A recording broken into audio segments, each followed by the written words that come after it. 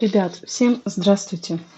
Сегодня вместе с вами я хочу пересадить вот такую вот орхидеечку. Это, ну, казалось бы, обычная белая орхидея, которая на данный момент не цветет.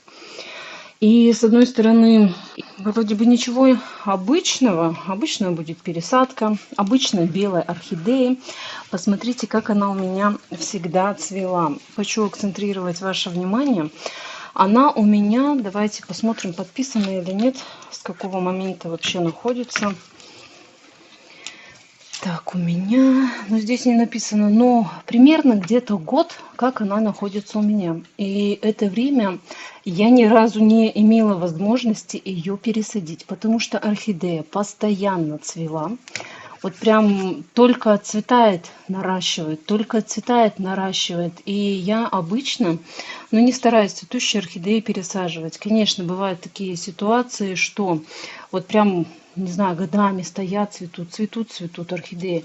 Но, конечно, в том случае, если уже орхидейка сильно изрослась, ее пересадить, конечно, нужно же. И вот здесь вот даже уже горшок сейчас трогая, он очень плотный. Вообще, вы даже сами видите, насколько хорошая, прекрасная и мощная у нее корневая система.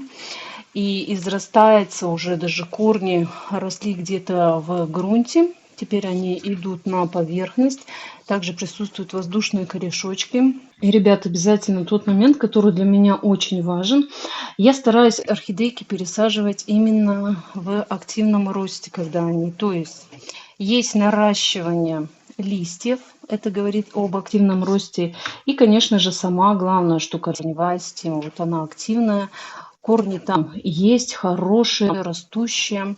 Так что для посадки у нас прямо сейчас такое идеальное для нее время. Вот если я ее поставлю, у меня орхидейка, вот этот корешочек, он тоже растущий, могу его сломать.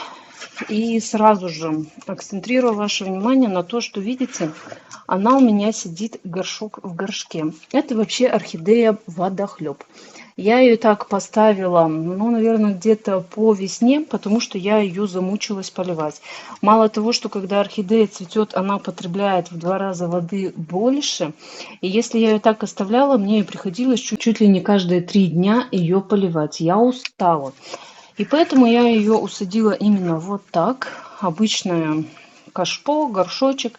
На дне у нее циофлора. Все позеленело. И, ребят, вот эта зелень, это, ну, ничего страшного. Это водоросли, которые образуются от большого количества солнца. Прямо от большого количества света. И вот здесь тоже горшочек, он позеленел. Видно также, что присутствуют водоросли.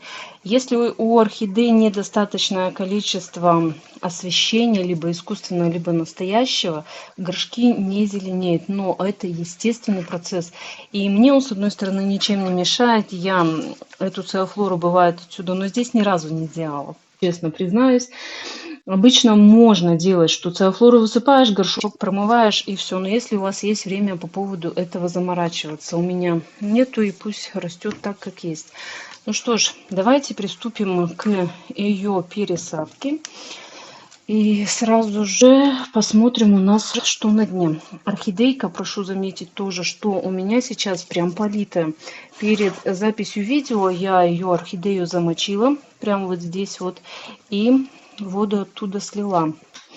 Какая-то часть корневой системы у меня, видите, проросла.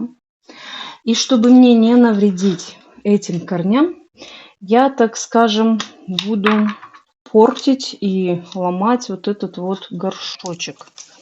Мне горшки не жалко.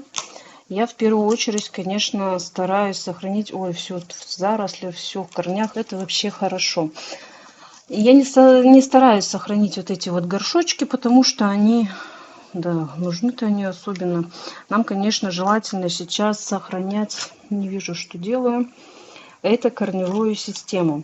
И вот с одной стороны очень замечательно. Это мечта любого орхомана иметь мощную корневую систему. Но, ребят, это усложняет постоянно и всегда усложняет посадку, потому что приходится изощряться, приходится ломать, что-то там еще вытворять, лишь бы, да кабы. Она у меня орхидея настолько большая, что упирается во все стены. И мне тут сложно подобраться. Еще нужно посмотреть, где есть корешочки, чтобы их не отстричь аккуратненько секатором, вот захватить. Все равно вот этот корешочек, я маленько его повредила. Ну ладно, все равно мне придется это все выстригать, вламывать, чтобы идеально ее отсюда орхидейку достать. Ребят, посидев и всяко разно поизощрявшись вне камеры, я теперь аккуратненько стараюсь корешочки вытянуть отсюда. Так, беру за ствол.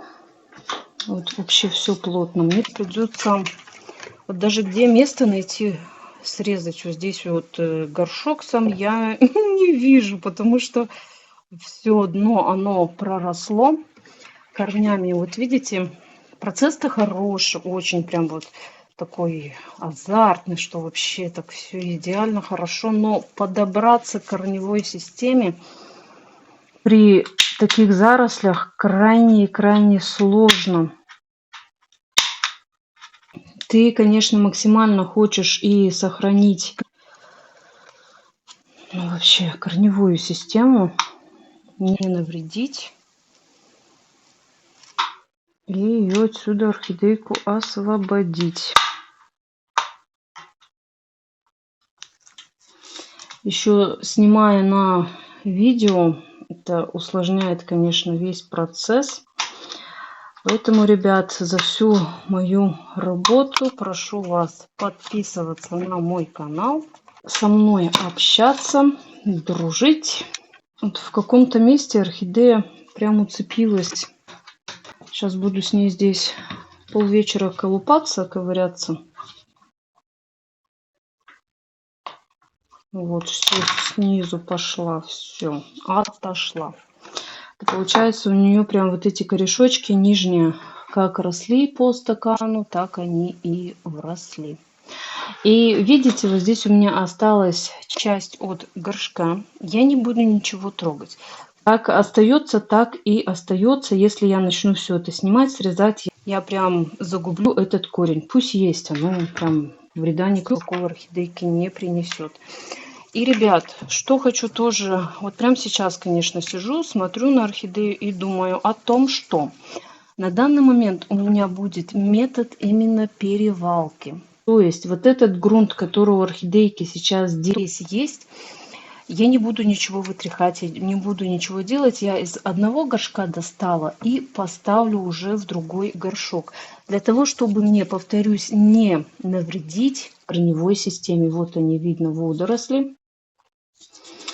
Тоже никакими препаратами сейчас я проливать ее не буду. Корневая очень мощная, прям вообще идеально. Обожаю такие корешочки. Посмотрите, прям ком.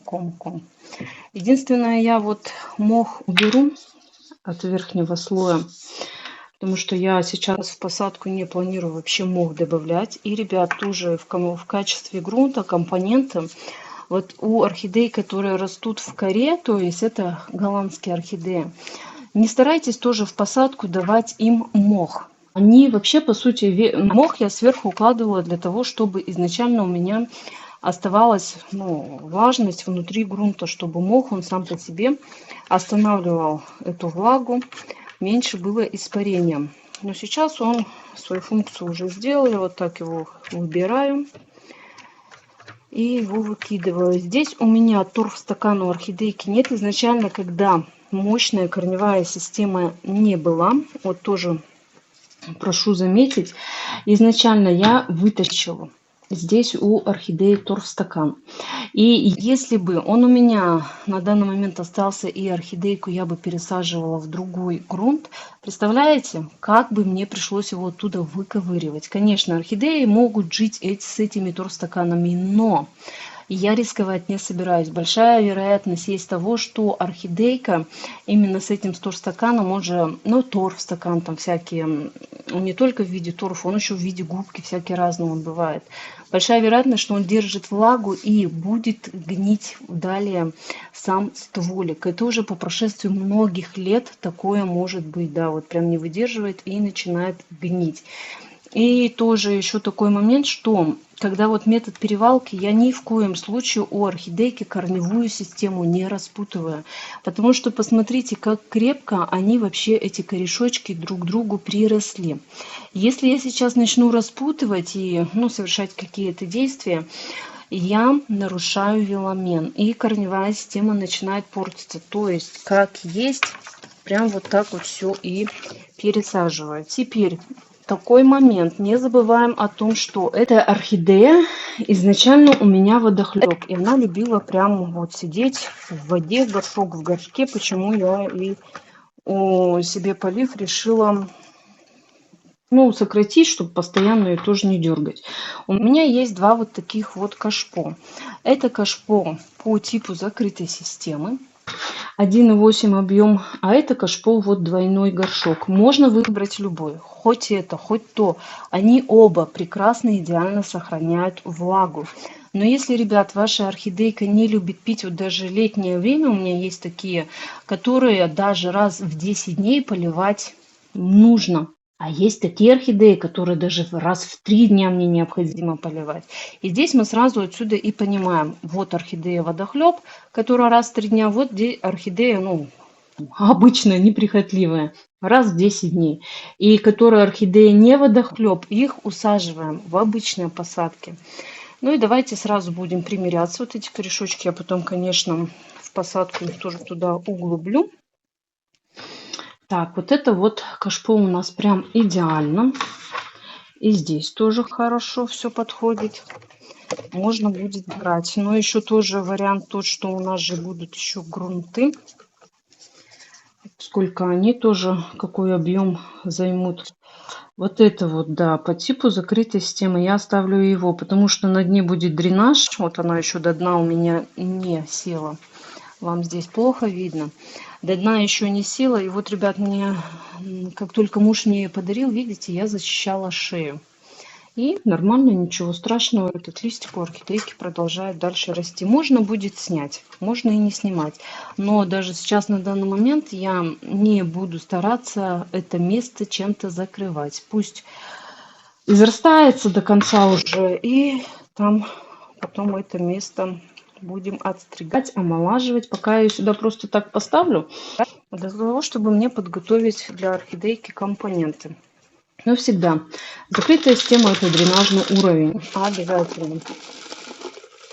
У меня вот еще здесь со старых времен осталась пена стеклом. Не люблю, вот правда, не люблю пеностекло. Оно такое грубое, оно какое-то жесткое. И вот как вот садят орхидею, у меня аж сердце кровью обливается. Вот его даже само пеностекло трогаешь, оно настолько неприятное. И потом усаживать туда орхидейки, я прям не знаю. Обязательно тоже в закрытую систему можно сделать вот такой вот хороший аэрируемый прослойку в виде кокосового волокна, который, ребят, в наличии у меня есть, и вы можете приобретать. У меня большое количество товара для орхидей, где вы можете в одном месте все и сразу прикупить. Я его сухое, не увлажняю, ничего с ним не делаю. И далее на дно у меня идет орхиата крупной фракции. Вот 18-25 миллиметров. Прямо его вот так самое крупное выбираю и укладываю. Орхиату вы также можете приобретать. Почтой России могу отправлять. Буквально вот такое вот количество на донышке достаточно. И, ребят, тоже заметьте, у меня орхидея изначально сидела в объеме 1 литр. Это объем примерно 1,8. Это не горшок, специально для орхидеи. Это у меня что-то так я нашла. 1,8 примерно. И ни в коем случае вот такие орхидеи даже при их мощной корневой системе не нужно усаживать в огромные ведра. То есть объем, допустим, 2,5, еще максимум можно в 2-литровый усадить 3,5. Нет, нет, нет. Аккуратно, все постепенно. Орхидейка здесь у меня посидит какое-то время и зарастется. Обычно посадка, она где-то примерно на 3 года. Все, через 3 года я ее также буду усаживать уже в более большой объем. Дай бог, все у нас будет хорошо. И вот эти вот тоже все воздушные корешочки. Я их смотрю. Вот надлом случился. Ничего страшного, ладно. Так вот аккуратно усаживаем. Знаете, единственное, что мне не нравится, я не люблю, когда орхидеи у меня сидят, вот она сидит сейчас чуть выше. Я люблю, когда они усаживаются в уровень горшка. Это мне не нравится тем, что когда корневая дальнейшая растет, она вот растет уже не в грунт, а мимо грунта. Это получается большое количество воздушных корней. И мне это не нравится. Ну ладно, что уж сделаешь. Объема большего у меня и нет. Так, орхидейка еще изначально, давайте вот так ее в профиль вам покажу, сидит, растет вообще, росла в бок. Вот видите, все ее эти листья в бок. И я сейчас ее хочу даже вот саму орхидейку поправить. Я не люблю, когда они наклонены, когда вот так все падают, заваливаются. Сейчас покажу, что происходит у меня с корневой системой. Теперь орхидея более-менее, не скажу, что прям совсем, но более-менее она сидит прямо. Посмотрите, корневая система ее, как у меня, наклонена. Вот видите? То есть основная часть, ну она вот так вот, орхидейка у меня легла. И тоже ничего страшного в этом нет. Я всегда вот в таких случаях приоритет отдаю самой орхидее. Потому что корни, дай бог, дело наживное. И они сами уже разрастутся в будущем. Ну вот не нравится и все мне, что орхидейка сидит намного выше. Я сейчас посмотрю горшочек, может быть есть другой. И если что, мы туда перекидаем. Ну, ребят, что я решила? Тут сижу всякие горшки, примеряю. В общем, я пришла к тому, что буду все-таки ее усаживать, орхидею, по типу двойного горшка. То есть горшок-горшок, двойной горшок. Так, и у меня здесь, для того, чтобы, как я люблю, посадить орхидейку в уровень самого края поверхности, у меня здесь никакого дренажного уровня не будет, потому что места и так мало. И когда двойная система, чем она хороша? Вы в любой момент, если вдруг что-то происходит с орхидеей не так, она у вас переувлажняется, вы можете ее из горшка вытащить, и внизу есть сквозные отверстия, которые будут орхидейке давать дышать. Все, да, я скорее всего вот так и усажу. Но если будет ей нравиться вот то болото, в котором она изначально росла, пусть растет. Да, все нормальненько, вот так вот. И я-то еще стараюсь ее. Если бы я ее посадила так же криво, как она у меня сидела, то и эта бы система подошла. Но так как здесь я ей изменила корневую систему, видите? Нет, не видите. Она усажена у меня на бок. Вот так вот, под градусом. То и, соответственно, маленечко не помещаемся. И теперь, конечно, уже вот эту вот кору я укладываю самую крупную, что у вас, ребят, есть. Вообще какая кора. Мы ее всегда укладываем на самое дно. Аккуратно там все распределяем. Сейчас я все эти слои уложу, а потом уже вам конкретно скажу, почему я делаю вот так. Здесь грунт такой, здесь грунт другой. Ребят, я практически орхидею засыпала вне камеры. Здесь показывать особо нечего. Вот видите, на дне крупная фракция. Далее идет мельче. Ну, это тоже 18-25 миллиметров. Просто она тоже где крупная, где мелкая, всякая разная. И я хотела вообще к этой орхидее применить циофлору. То есть добавить сюда ей в посадку. Либо применить серамис. И тот компонент у меня есть в наличии. Посмотрите, это два вот таких грунта. Это циофлора чисто для орхидей, а серамис это универсальный, то есть для любых растений. Вот здесь у меня справа Цеофлора, слева Серамис. Серамис вообще, по идее, я использую для больных орхидей, которым требуется наращивание корневой системы, либо когда мы снимаем деточек с орхидей. И вот знаете, ни один мох так прекрасно не провоцирует орхидеи к адаптации, к наращиванию корневой системы, как Серамис. Это, ребят, не в качестве рекламы, не то, что мне нужно продать. Я Серамис там купила очень мало, и оно у меня, ну, расходится. Поэтому, если у вас есть возможность, приобретайте, пока есть в наличии. Потом его, даже мне поставщик говорит, неизвестно, когда он появится. Смотрите, чтобы не быть для вас голословными, буквально, ну, месяц назад вот эту орхидейку я пересадила в чистый-чистый Серамис. Ранее она сидела у меня полностью в археате, лечилась полностью привикуром. И месяц она у меня здесь как сидит.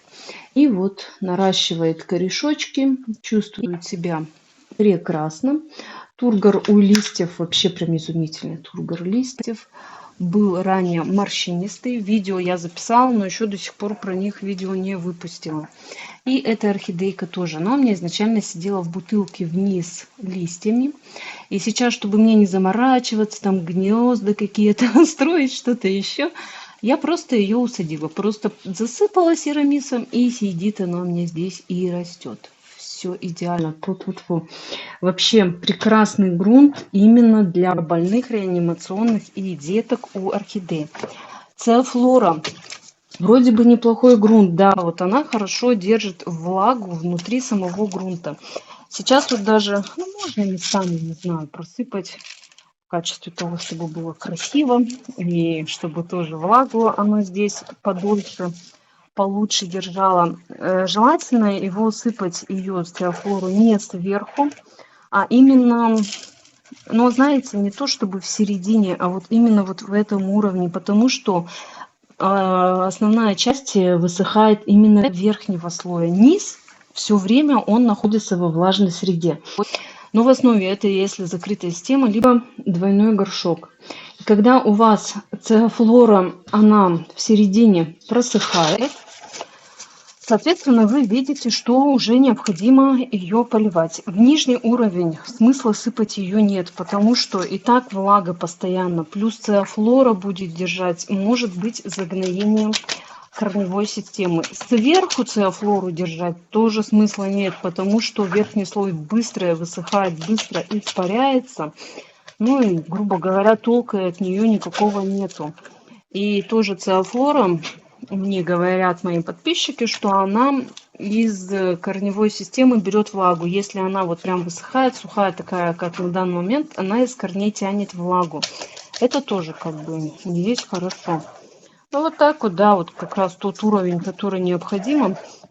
Я не скажу о том, что цеофлора, ну, какой-то плохой совсем грунт.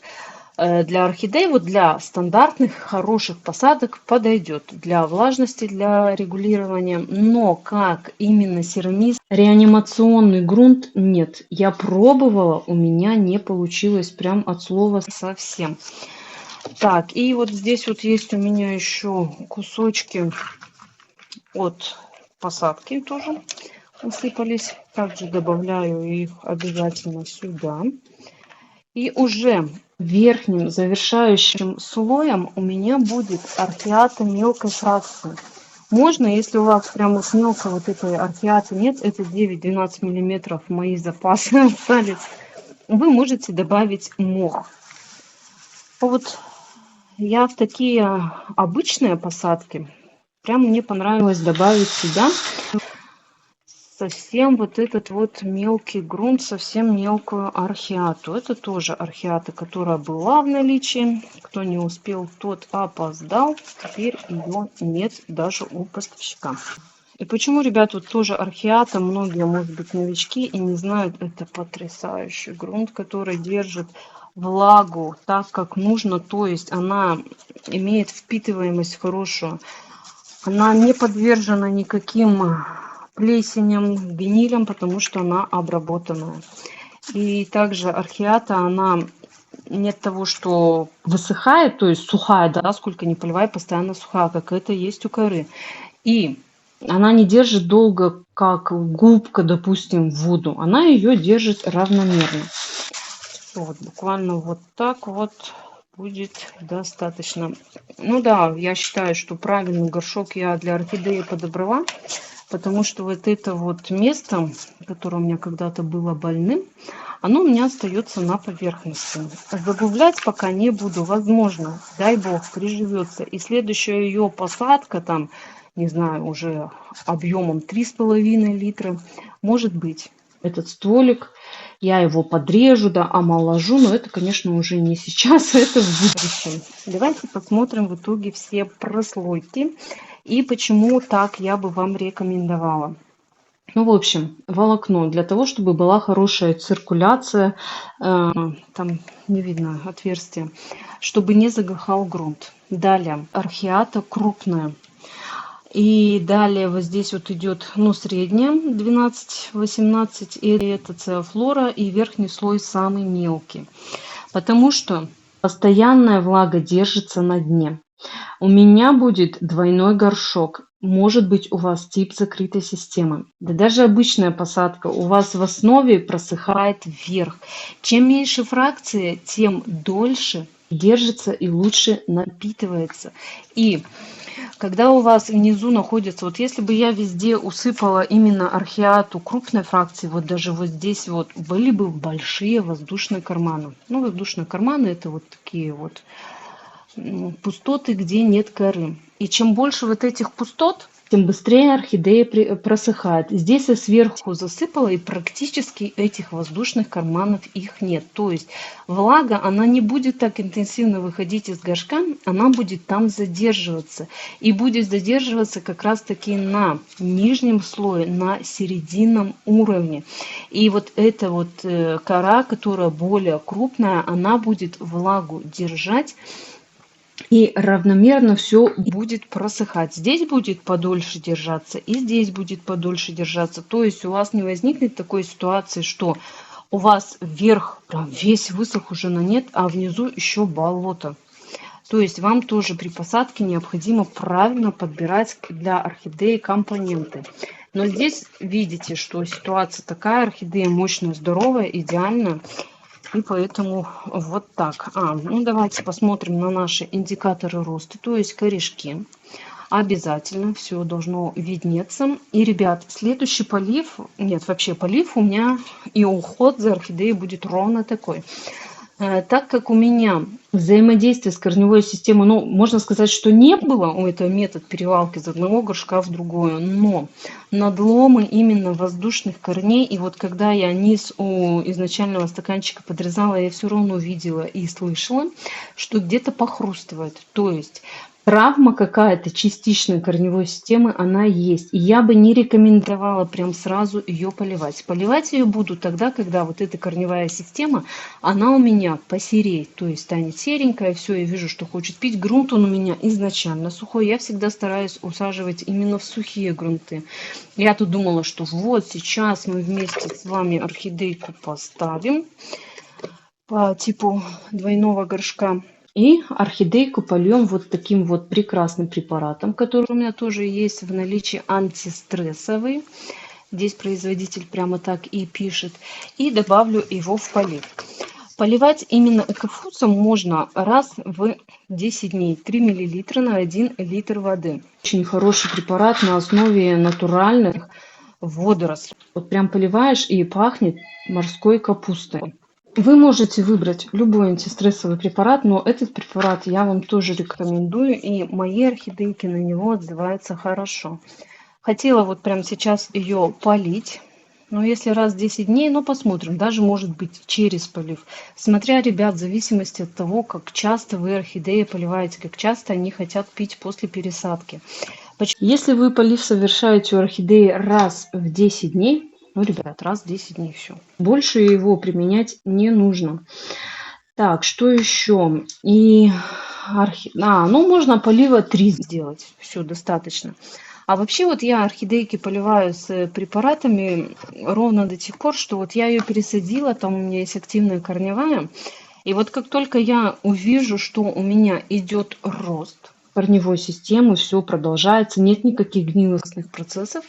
И далее, ну, смысла применять его уже нет. Это говорит о том, что орхидея прошла адаптацию. И на данный момент никакие фунгициды, даже биофунгициды я сюда использовать не буду. Даже привикур, который я люблю, потому что у меня нет никаких гнилостных процессов. И смысла от лечения никакого нет. Сейчас нам нужно просто дать орхидейке хороший толчок для ее дальнейшего развития. Так, тоже когда зацветет, это мы будем надеяться, что уже в ближайшее время. И если даете большие объемы, чем больше объем, тем дольше она у вас не будет расти, потому что цвести, потому что корневая орхидея в момент пересадки старается заполонить горшок в первую очередь именно корневой системой. Я не говорю про все орхидеи, но в основе так оно и есть. Чем больше объем, тем дольше ждите цветения. И на данный момент я орхидею буду содержать вот так. То есть я ее горшок пока ставить не буду. Но знаете, где-то примерно дней 5. Вот она у меня как просохнет до полива, до следующего, все, пусть так здесь и стоит. Почему? Ну, ребят, она может там тоже заглохнуть. На данный момент нам нужно, чтобы была хорошая циркуляция, чтобы корневая система и ее механическое повреждение, которое травмы я ей нанесла, они подсохли. Если это будет находиться все в вакууме, потому что плотно горшок к горшку прилегает, соответственно, это дает развитие, ну, для каких-то вредоносных бактерий. И, соответственно, будет начинаться гнилостный процесс. Сейчас корневая находится на воздухе, да, у нее там отверстие есть, циркуляция воздуха идет. И вот эта травма, она побыстрее начнет подсыхать, и орхидейка уже потом будет готова к поливу. И почему вот тоже сейчас, да, не взять и не полить, пусть даже корневая система и политая, а грунт уже вид сухой. Ну, ребят, механические повреждения, которые мы нанесли, это свежая травма. И я стараюсь в таких случаях именно помочь вот затянуть свои рамки. А именно не поливать, а только лишь подсушить. Мне нужно вот сейчас добиться то, чтобы эта корневая система, она подсохла. Ну что ж, на этом видео я свое буду заканчивать. Думаю, что вам было интересно, казалось бы, да? С одной стороны, обычная орхидея. Но, ребят, сложно. Вот прям их вытащить отсюда сложно. Но это, конечно, сложность. Самое главное заключается вытащить ее из магазинного горшочка, тянуть там, не дай бог, что-то повредить. И уже, конечно, потом подобрать для нее правильную систему посадки. Либо обычная посадка, закрытая система, там, не знаю, на что вы угодно и как вы хотите, в каком виде орхидейку свою видеть. Я вот даже сейчас я не думала о том, что у меня будет перевалка. Я думала, что тоже какую-то часть коры я уберу. Оказывается, нет. Я ее просто сделала перевалочкой. Мне это нравится. И орхидейкам тоже нравится. То есть она даже, грубо говоря, ничего не понимает. Вы же ее не беспокоите, корневую систему у нее никак не теребите. И она спокойно из одного горшка перерастает, потом приживается к другому горшку. Все, будем ухаживать. Поставлю ее на обычное окно, где она ранее и стояла. Буду применять к ней Экофуз. Всем, ребят, спасибо большое за просмотр. Всем пока.